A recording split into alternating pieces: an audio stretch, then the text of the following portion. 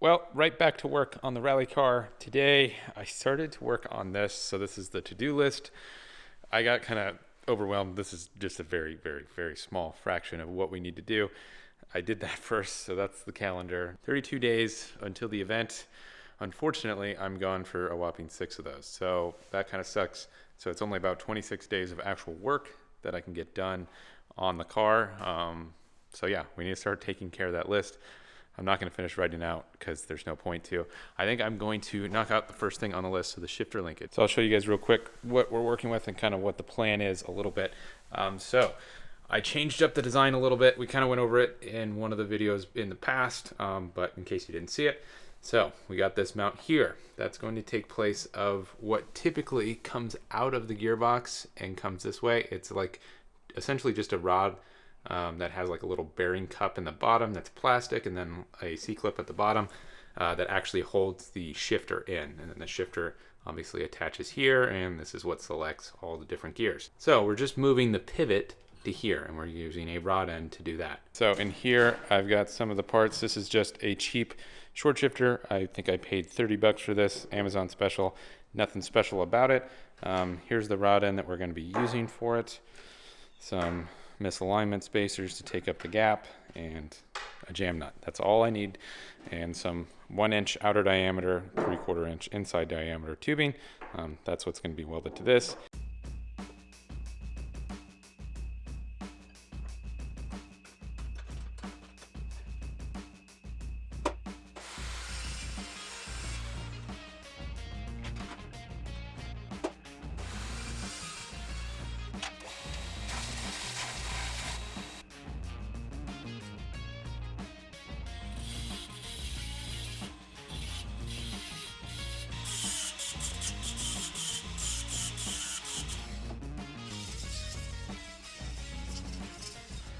So fun fact, the bushings you can see in this clip are about to turn into liquid because I didn't press them out and I'm melting them right here.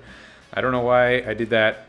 I couldn't get them out initially. I tried, and I should have just done it right after I did like the first tack, so they'd be a little bit warm and I'd be able to get them out really easy. But then I ended up melting them right here. I still was able to use them for a little while just to test fit it, but I'm definitely gonna have to order some new ones. So all I did was really just cope that 1-inch tube that was only a couple inches long, just to get it to fit a little nicer around that area.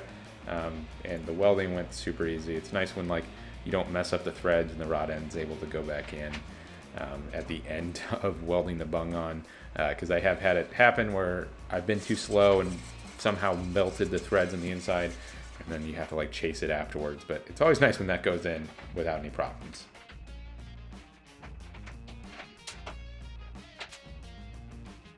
So I did all this work and tried to use a part that I just bought off the shelf so that I would have less fab work, and then it turns out it doesn't fit this stock clevis on the car. So I should have just made a new clevis, but for some reason I ground down the stock shifter, or the shifter that I bought and fabbed up and everything, when I could have just made one probably in like 5 minutes. So I spent a lot of time to get it to the right size. Then I had to grind down the bushings to get them to fit properly, grind down the sleeve to get that to fit properly. And I just did it all the hard way, and that's kind of what happens when I get an angle grinder. Finally got it massaged and fitting in there. I also could have just made a new clevis to fit the width of this piece. This piece should have been the same size as that clevis because this is technically a factory part, which is the whole reason why I bought this. Was like I could just chop it up. I don't have to custom make anything, and then I'm literally doing all of this to it, which kind of sucks. Like it would have been quicker for me to just make a whole new piece. This works. It's a little ugly, but all we have to do now is throw it in there. I need to figure out how long of a tube that we need to cut. I'm thinking I'm just gonna use 1-inch tube, the same stuff that I used here. And I already kind of opened this up so it can go flat against this, come down at an angle, and then we'll notch it to go around the stock shifter tube. It doesn't have to be pretty, and it really doesn't have to be anything special to get it to line up and work properly.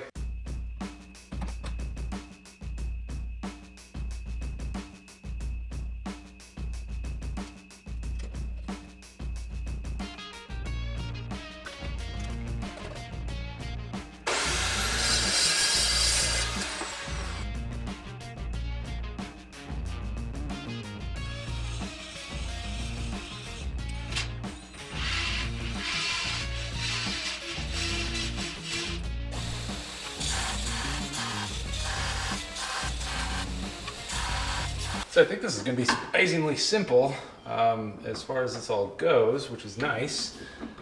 This fits over like the old welded piece on there. It actually would have been a little bit better if I'd like left a little nub on there, but oh well, lessons learned. Anyway, so I put it in first gear, or at least a gear going forward, so it's either first, third, or fifth, who knows. So it's going to sit a little bit forward when I weld it together, and we'll just plan on that. But essentially, I'm just going to get this like that, tack it together, and call it good. Obviously, I'll tack it together, make sure it goes through the gears before I weld this together and junk up my piece. So yeah, I'm just going to clean up these pieces so that way I can actually weld them up, get this thing straight, and then start tacking it on.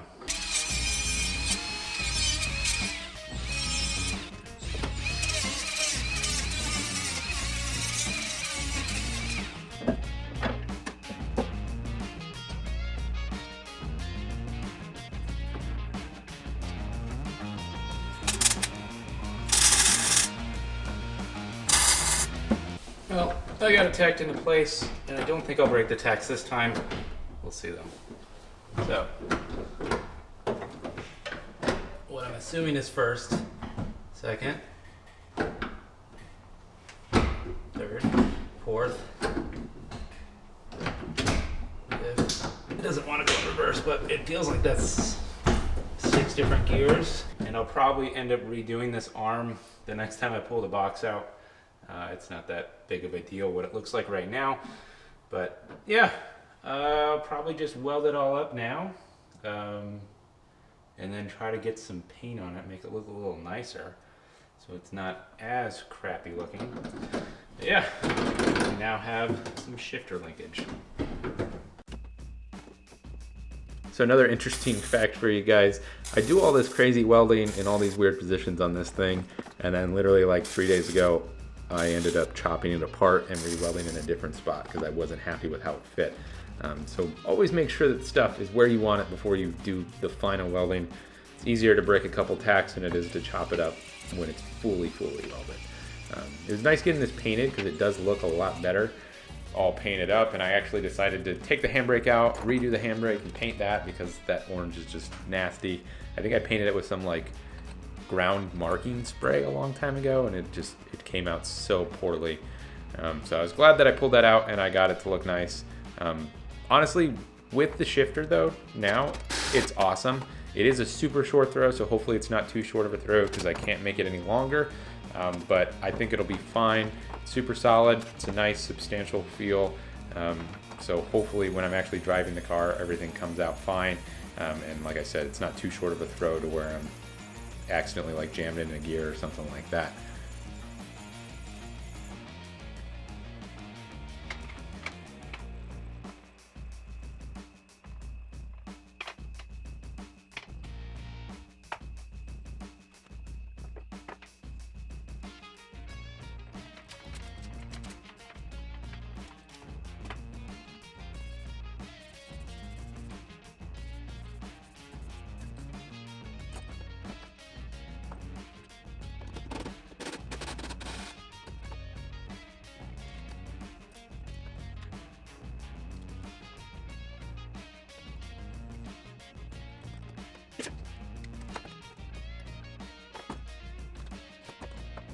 Well, I was going to try to reuse all the factory stuff to get the transmission tunnel hole filled up.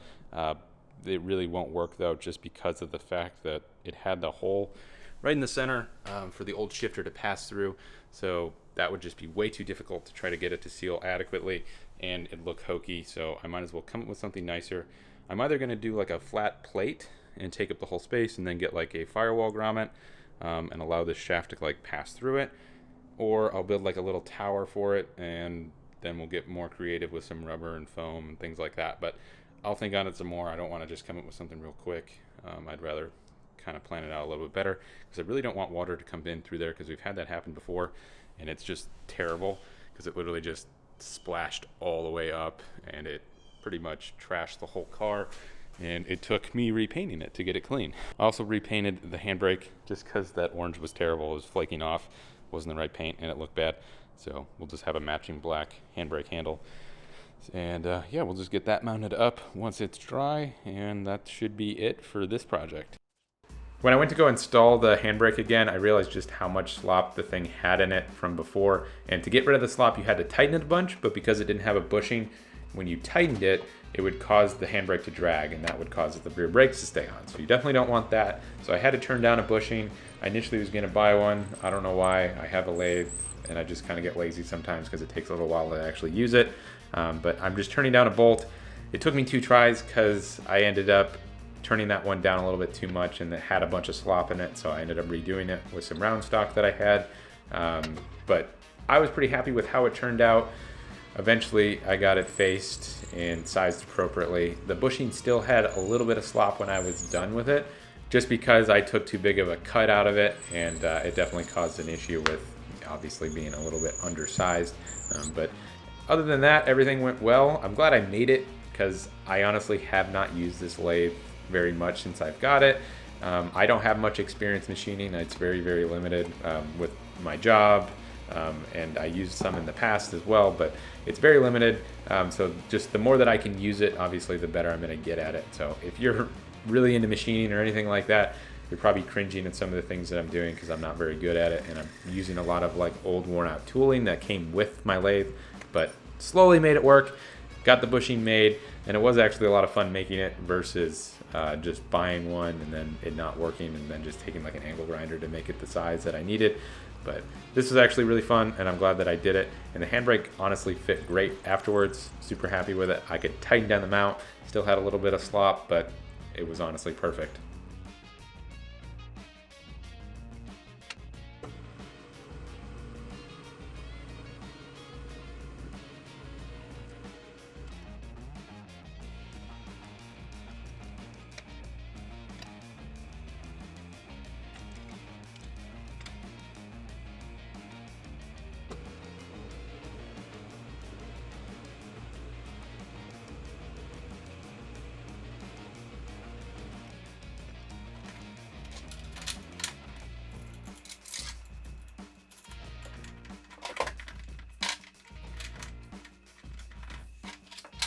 Well, I got it in there. I did have to shave down a little bit more of the actual like handbrake bushing portion. And that was just because even when I tightened it, even though I oversized it just a tiny bit, it still had enough to like sandwich it, so it was dragging on the actual handbrake. It's not terrible right now. It does have a little bit of slop in it. It's quite a bit actually, because I did undersize the bushing too much. Should have oversized it and just pressed it in there, but whatever. Honestly, I might just put some like wheel bearing grease or something in there, and that'll probably take up enough of the slop. So initially I wasn't going to include this portion of the build in this video, but it makes most sense because this is everything that I was doing. But this is building the plate that's actually going to cover that massive hole in the shifter. It's probably pretty obvious from the design of it, and this is just me working through it in Fusion. It's so much fun having the plasma cutter now. And being able to spend 15 minutes, it probably took me to draw this part in Fusion, make the G-code, everything that I needed to do, send it over the plasma cutter, and then the plasma cutter just cuts it out in like 2 minutes, and then a couple minutes of cleanup type of thing. It's just so much more convenient than cutting this part out by hand and having to do all of the fabrication just manually. It just takes so long, and the ease and accuracy of this thing is just awesome. And the fact that I can fit it in my small shop is just great, and it's relatively affordable for what it really brings to the table as far as fab work. But yeah, it fits perfectly in here. The only problem was I didn't have the firewall grommet yet. It showed up like right after I did the plate, and now I'm making the changes to actually make it fit, because I thought it was just round, and it's not. It has those chunks that you could just see that I'm slowly adding into it, where it needed the clearance to actually get the grommet part to fit. But now it fits perfectly, and cleanup's a breeze. Fits great in there. Really didn't have to change much to get it to work well. And then it was just to simply lining it all up. I had to clearance the gasket a little bit to get it to work well with the angle of the shifter linkage coming out. But it wasn't too bad, and I got a pretty decent seal.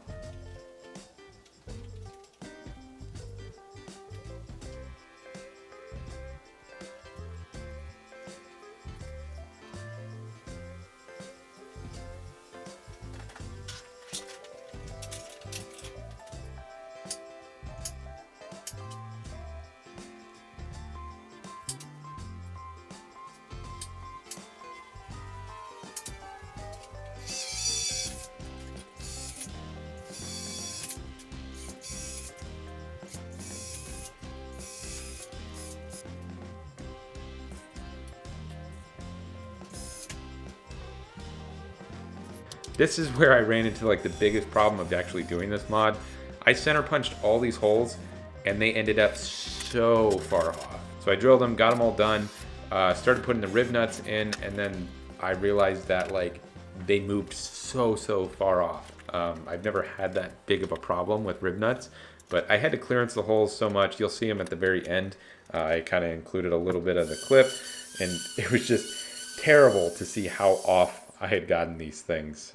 And then I just used foam to seal the actual bottom of it. Got a really nice tight seal once I actually got it on there and tight, which was really nice. Don't really have to worry about it, but we are going to have to come up with something else in order to actually seal the linkage passing through, because the firewall grommet, I just don't think it'll cut it if we run into a really wet rally.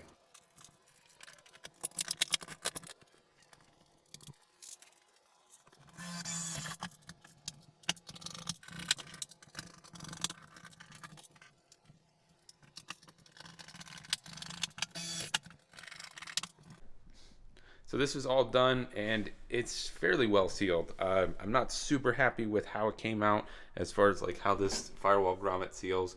You can see there's quite a bit of an opening in there if you can. You can also see that my holes, even though I center punched all of them before I drilled them, they came out super far out.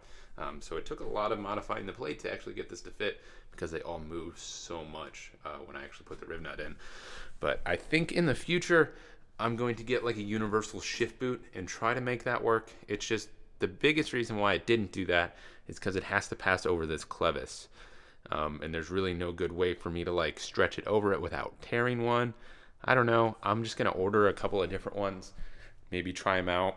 I probably won't try to get it done before this rally just because this is probably sealed enough.